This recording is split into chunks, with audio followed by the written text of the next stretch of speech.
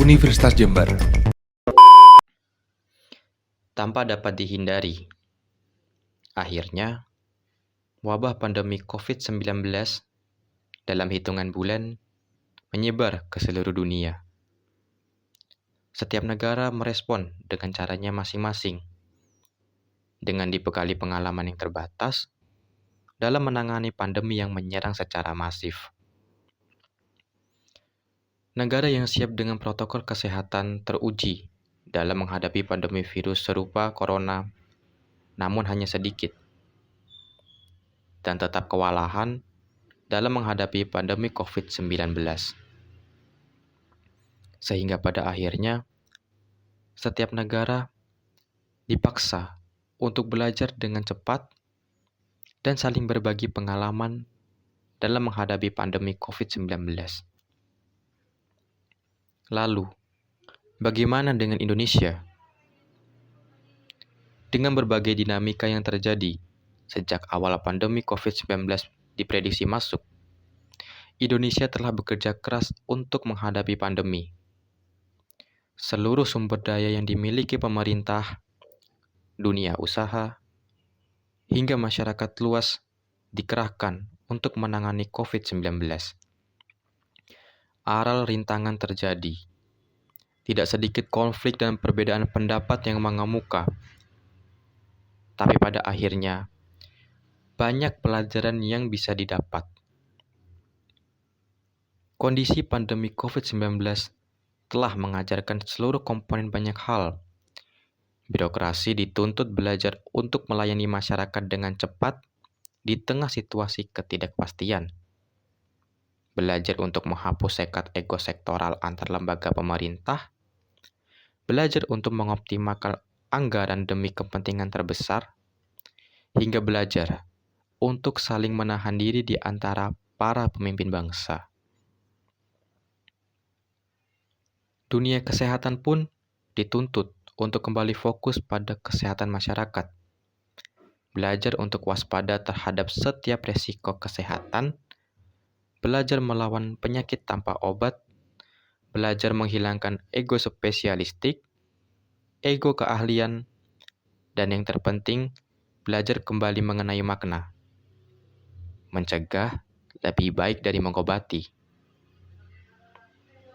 Masyarakat juga dituntut kembali belajar. Belajar kembali bagaimana pentingnya perilaku hidup bersih dan sehat. Belajar untuk kembali saling berbagi, saling bertoleransi. Belajar untuk menahan diri dari sikap konsumtif. Hingga belajar untuk kembali hidup dalam keluarga. Dan yang terpenting, belajar bagaimana suatu bangsa harus menghadapi tantangan bersama tanpa melihat sekat ekonomi, sekat politik, sekat agama, hingga sekat budaya.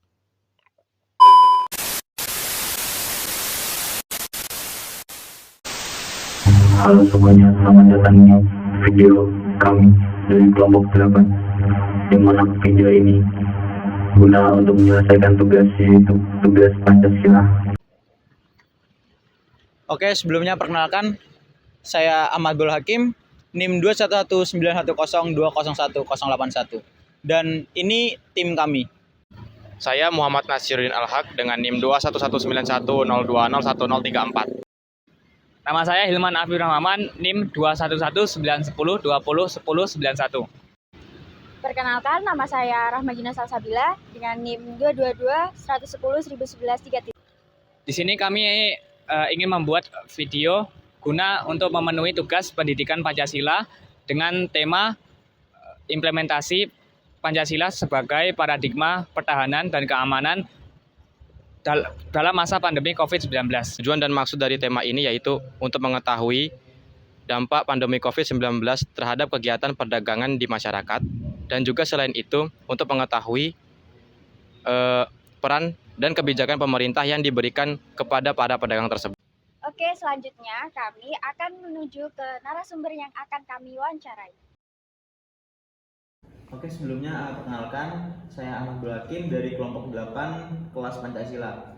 Jadi di sini kami ingin mewawancarai Anda mengenai tema yang kami ambil, yaitu Pancasila sebagai paradigma dalam COVID-19.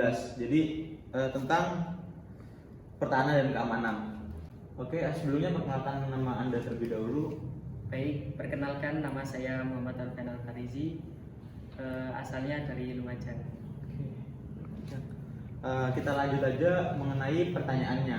Yang pertama, bagaimana keadaan sebelum adanya pandemi COVID-19 mengenai dagangan yang usaha yang Anda miliki?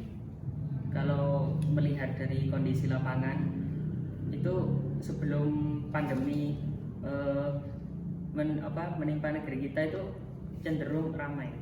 Karena kebutuhan pokok itu pada maksudnya itu harganya itu masih standar. Sekarang kan banyak yang naik, jadi orang-orang itu cenderung nggak pilih-pilih dalam membeli barang suatu produk, itu cenderung langsung aja beli gitu. Kalau sekarang kan lebih mempertimbangkan lagi, belum kebutuhan pokok yang mahal ini dan lain sebagainya, masa mau membeli kebutuhan yang lain-lain, mungkin itu pokok juga tapi ada yang lebih penting dari kebutuhan pokok sehari-hari seperti pangan gitu kan. Jadi cenderung lebih sepi menurut saya. Oke. Jadi memang ketika sebelum COVID itu semuanya bisa dibilang lancar ya dalam perdagangan itu. Dan ketika adanya pandemi COVID-19 itu bagaimana keadaannya? Ya, keadaannya itu pasar cenderung sepi.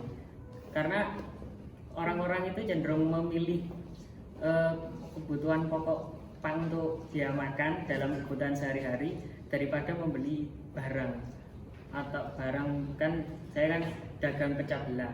Nah itu kalau membeli barang pecah belah itu cenderung berpikir 2 kali orang, jadi cenderung sepi dagangan gitu.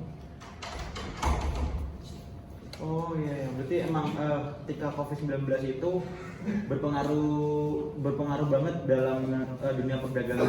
Sangat berpengaruh menurut saya. Bagaimana kebijakan pemerintah kepada pedagang kaki lima pada saat pandemi itu? Jadi kebijakan pemerintah ketika pandemi itu bagaimana? Kalau menurut saya sih kebijakan pemerintah itu ya bagus untuk mengurangi penyebaran COVID-19. Tapi kalau di sisi masyarakat kecil itu kurang mendukung juga, karena sekarang kan cenderung orang-orang membeli barang secara online. Jadi itu kalau yang terjun offline itu cenderung sepi gitu. Apalagi dengan keterbatasan tempat dan lain sebagainya, itu sangat berpengaruh sih. Bagaimana tanggapan Anda terhadap kebijakan pemerintah yang diberlakukan kepada para pedagang kaki lima pada saat pandemi? Kalau menurut saya sih kurang setuju, karena jujur kalau bekerja di pasar itu kan dengan keterbatasan yang seperti itu, apalagi ada toko online atau toko-toko besar justru itu malah dibuka, sedangkan dagang-dagang yang kecil itu kadang cenderung tidak diperbolehkan. Nah itu kita cenderung iri kan kepada toko-toko besar yang kok tidak ditutup di masa pandemi itu dan lain sebagainya. Terus ya terkait dengan kebijakan pemerintah tersebut sih kurang setuju. Mungkin bukan sepenuhnya tidak setuju, tapi cenderung kurang setuju saja gitu. Berarti bisa dibilang memang di situ ada diskriminasi sedikit lah ya. Iya. Pertanyaan selanjutnya, apakah ada peran pemerintah dalam mensejahterakan pedagang kaki lima? Kalau yang saya rasakan sendiri sih nggak ada, tapi kurang tahu juga kalau pedagang yang lainnya itu ada bantuan atau enggak, tapi kalau dari saya sendiri enggak ada. Oke, sebelumnya terima kasih banyak karena telah menyetujui kami untuk mewawancarai Anda mengenai tugas Pancasila yang kami lakukan, dan terima kasih banyak. Semoga dagangan Anda kedepannya semakin ramai dan sejahtera selalu.